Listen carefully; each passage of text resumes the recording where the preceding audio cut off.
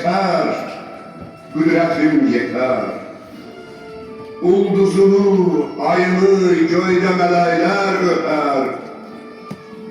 Hər rəngində ya qazi, ya şəhid bilməm bitər. Sən ey istiqlalımın əbədiyyət sancağı, Azərbaycan bayrağı. Yarının min hiləsi köydən kələkdən keçər. Sən sancılan ucalı min ürəkdən keçər. Dağlar yerindən oynar, daşlar ələkdən keçər.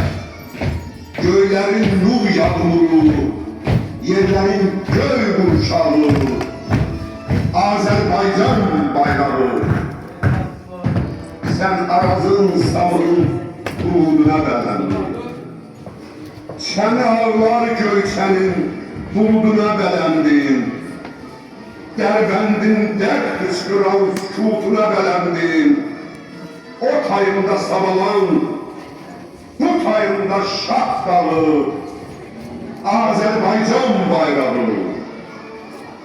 Cəngidə cövlan yerim, cövlanda can yerimsən.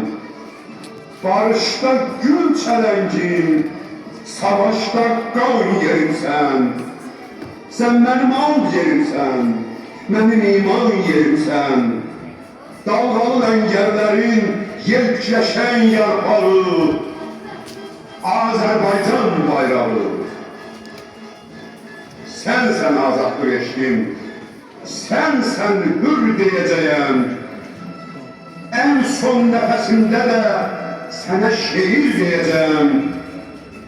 Şuşada sən qonduğun daşa pil deyəcəyəm. Çəkəcəyəm gözümə kölgən düşən torpağı, Azərbaycan bayrağı.